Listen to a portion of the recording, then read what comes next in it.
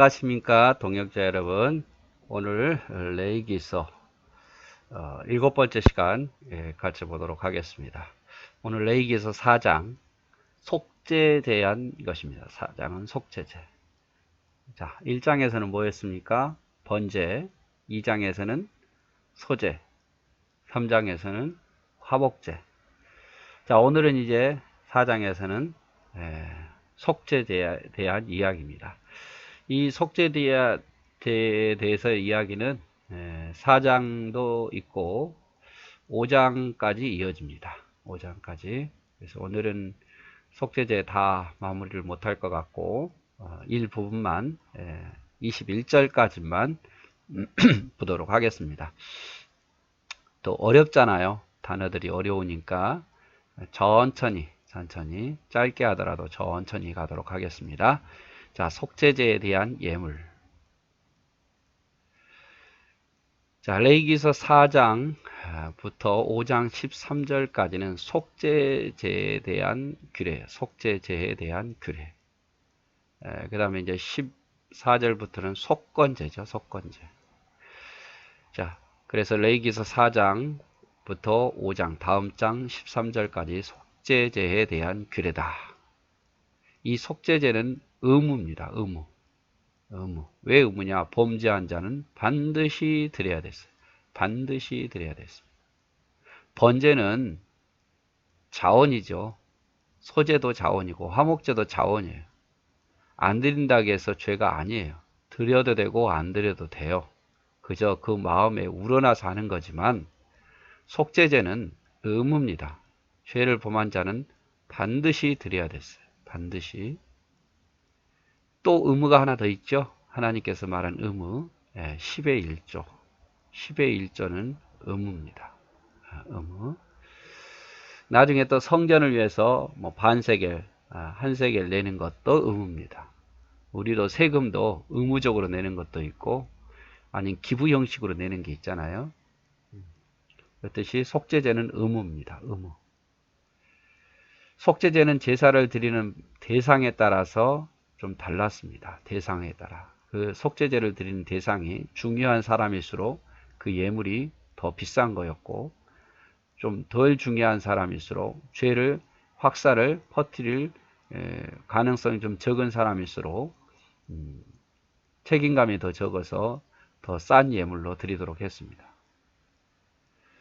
이 속죄제의 의미는 후에 예수 그리스도께서 우리 죄를 대신 짊어지시고 고난당하신 후에 예루살렘에서 처형당하실 것을 예표한 거예요. 예수님께서 어린 양으로 오셨다고 말했잖아요. 어린 양으로 오셨는데 그 어린 양으로 오셔서 무슨 예물이 되었느냐? 속죄 예물이에요. 누구를 위한 속죄 예물입니까? 저와 여러분을 위한 속죄 예물이에요. 근데 예수님은요, 우리를 위해서 속죄 예물인데 모든 사람을 위해서, 믿는 모든 사람들을 위해서 속죄 예물이 되어야 되기 때문에 보통 예물이어서는 안 돼요. 그 예물은 바로 예수님 자신이어야 됐어요. 예수님 자신. 그 예물의 특징이 흠이 없어야 되잖아요. 흠이 없어야 돼요. 여기 속죄의 예물이 흠이 없어야 되지. 예수님도 흠이 없어야 되고 죄 없으신 예수님이 우리를 위해서 속죄 제물로 돌아가셨다. 그걸 꼭 기억했으면 좋겠습니다. 그래서 속죄제는 의무제다. 누구나 드려야 되고 속죄에 드리는 그 죄를 범한 사람에 따라서 예물이 달라졌다라는 정도만 우리가 기억했으면 좋을 것 같습니다. 여호와께서 모세에게 말씀하여 이르시되 이스라엘 자손에게 말하 이르라 누구든지 여호와의 계명 중 하나라도 그릇 범하여 누구든지 예외 없다고 말해요. 어린아이든 어른이든 상관없이 누구든지 하나님 앞에 계명 중 하나라도 그릇 범하여, 이 그릇 범했다는 것은 무슨 뜻입니까? 알고 죄를 범한다기보다는 유혹당해서 아니면 모르고 지은 범죄들을 이야기를 하는 거예요. 자, 속죄제를 드릴 수 있는 대상은 누구나였다. 그러니까 쉽게 말하자면 어린애든 뭐 어른이든 죄를 범했으면 하나님 앞에 속죄 예물을 드려야 됐다 이 말이죠.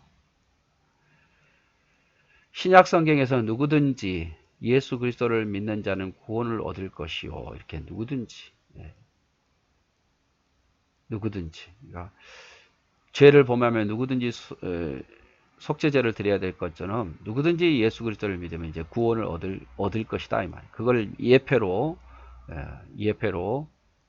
보여주고 있는 겁니다. 그래서 죄를 범하면 누구든지 하나님께 속함을 받아야 되듯이 이제 누구든지 예수 그리스도를 믿으면 사함을 받는다 이 말이죠. 그릇 죄를 범했다 이런 뜻은 인간의 연약성 때문에 죄를 범했다거나 외부의 시험에 이끌러 죄를 범한 것을 말하는 거예요. 의도적으로 죄를 범하는 것과는 다릅니다.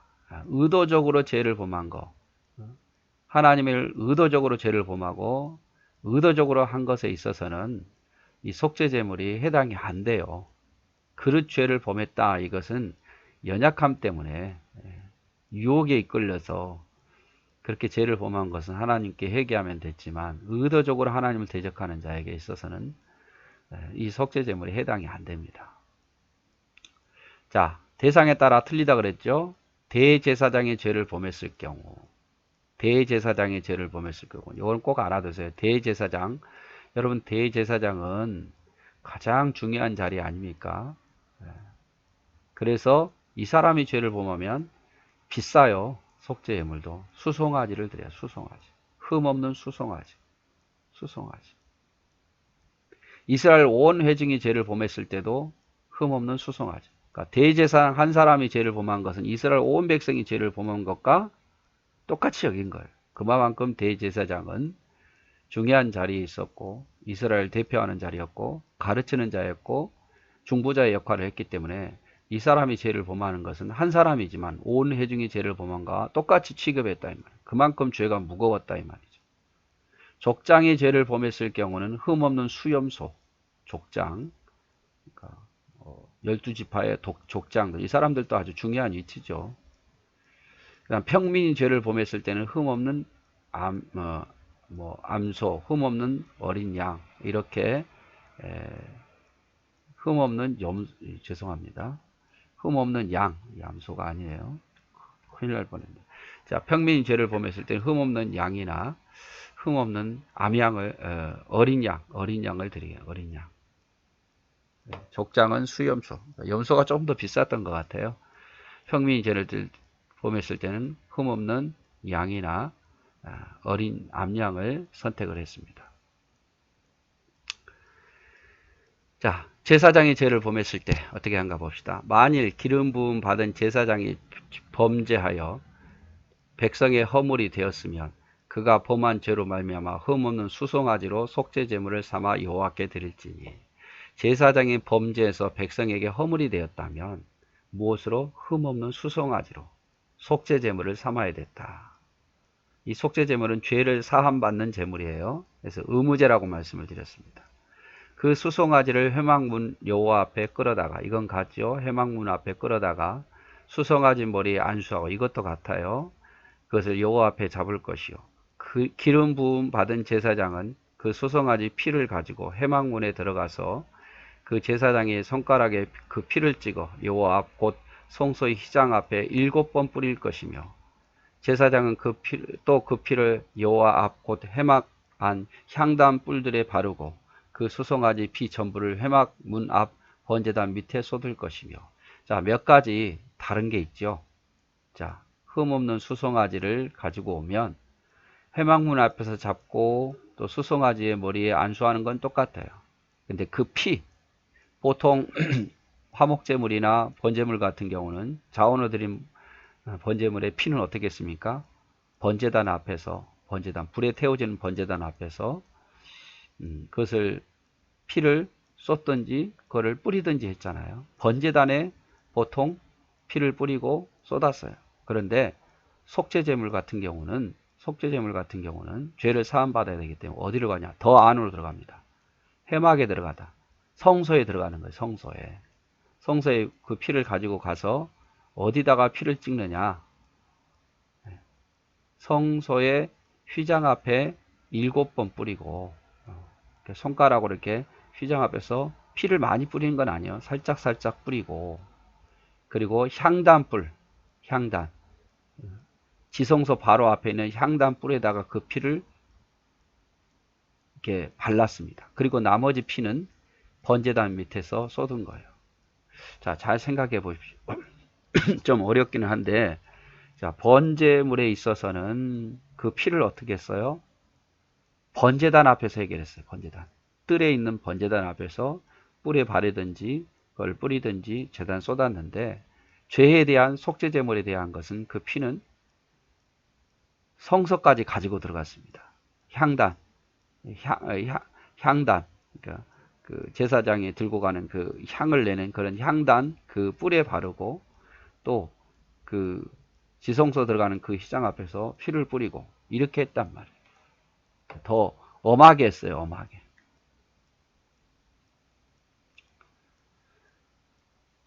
그래서 구약시대의 왕, 제사장, 선지자는 머리에 기름을 받아 지기를 받았죠. 머리 기름 받아 지기를 받은 것은 왕, 제사장, 선지자였는데, 제사장은 제사를 주관하는 자였지만 본인이 죄를 범했을 때 자신도 속죄 제물을 드려야 됐습니다. 그러니까 제사장이 제사를 주관했지만 본인의 죄에 있어서도 속죄 제물을 드려야 됐어요. 그래서 제사장의 범죄는 모든 백성에게 미치게 했기 때문에 송아지를 드리게 하는 거예요. 온 백성이 죄를 범한 것처럼. 자, 제사장이 죄를 범하면 어떻게 했는가? 좀 글씨가 작은데, 흠없는 수송아지를 속죄물로 준비해야 됐고, 수송아지를 회막문 여호와 앞에 끌어다가 머리에 안수하고 그곳에 도살했습니다. 도살한 수송아지 피를 가지고 회막에 들어가서 손가락으로 그의 피를 찍어 여호와 앞 성소 앞 휘장에서 7번 뿌립니다. 또 회막 안에 향단 뿔에 바릅니다. 나머지 피는 회막 묻 번제단에 쏟습니다. 자, 뿌리는 일을 마친 후에는 기름진 부분을 불태워 드리고 가죽, 고기와 머리, 다리, 내장, 똥 등은 재버리는 것에 불태워 버렸습니다. 네. 자, 그래서 다른 게 뭐예요? 피예요, 피. 피는 번제단에서 뿌리고 바르고 쏟는 게 아니라 피를 성소까지 가지고 갔다는 거. 그래서 성소 회막 앞에서 뿌리고, 그리고 향단에다가 발랐고, 번제단인 향단에다가, 그리고 나머지 피는 번제단에게 쏟았다. 그게 다르다는 겁니다. 8절. 또 그 속죄물이 된 소송아지의 모든 기름은 떼어낼지니 곧 내장에 덮인 기름과 내장에 붙은 모든 기름과 두 콩팥과 그 위에 기름 곧 허리에 있는 것과 간에 덮인 콧불은 콩팥과 함께 떼어내어 화목제 제물의 소에게 떼어낸과 같이 할 것이요. 제사장은 그것을 번제단 위에 불사를 것이며 그 수송아지의 가죽과 그 모든 고기와 그의 머리와 정강이와 내장과 똥 곧 그 수송아지 전체를 진영 바깥 재버리는 곳인 정결한 곳으로 가져다가 불로 나무 위에서 사르되 곧 재버리는 곳에서 불사를 지니라 라고 되어 있습니다.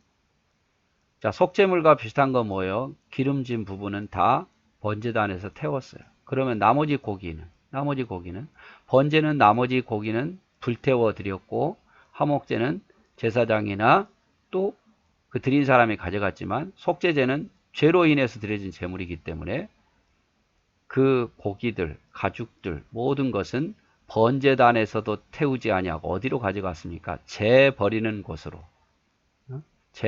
곳으로 가지고 가서 그곳에서 불로 태워서 없애버렸어요.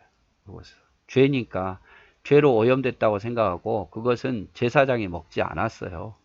누구도 가져가지 않고 오직 기름진 부분만 번제단에서 태우고 나머지 부분은 다 재버리는 곳에 가서 태워 없애버렸다 이 말이죠. 자, 7번 뿌렸어요. 자, 우리 앞에서 봤죠? 7번 그 회막 앞에서 뿌렸는데, 그래서 7은 완전수고 완전하게 속죄받는다는 의미를 말하죠. 그래서 천주교는 지금도 이렇게 성수를 뿌리죠. 7번. 그래서 죄를 속해준다. 뭐 이렇게 뿌려주잖아요. 아픈 사람에게도 뿌려주고, 우리는 위에서 기도를 해주고 이러는데 거기서 막 뿌리는 거예요. 이게 다 구역적인 것에서 나온 거죠. 향단의 뿔에 피를 바르는 일은 흔하지 않았습니다.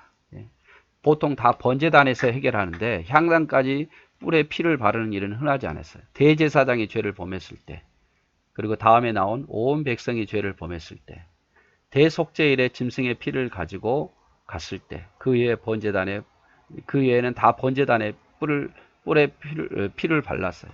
대부분 그 뜰에 있는 번제단에다 뿔을 발랐는데 뭐 제사장이 죄를 범했다든지 온 회중이 죄를 범했다든지 아니면 대속죄일에 그때 향단에다 피를 발랐습니다.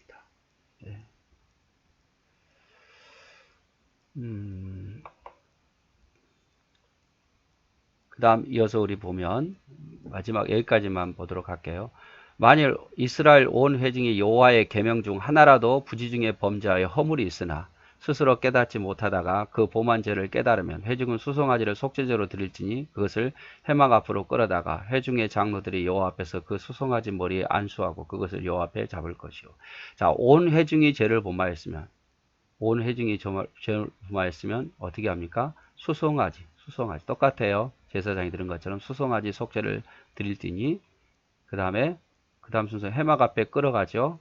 거기서 잡죠.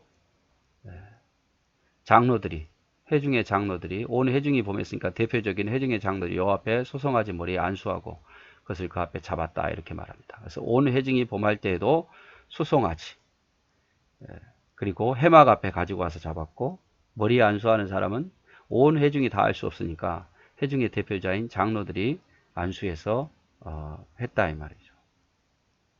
안수해서.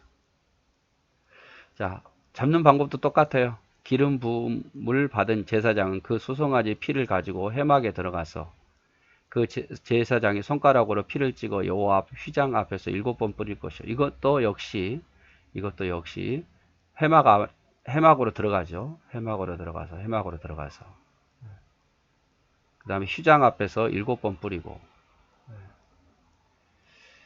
그리고 향단의 뿔에다가 바르고 나머지 피는 어떻게 합니까? 제단 밑에 번제단에 쏟고 그 다음에 기름진 부분은 기름은 다 떼어놓은 후에 불사르고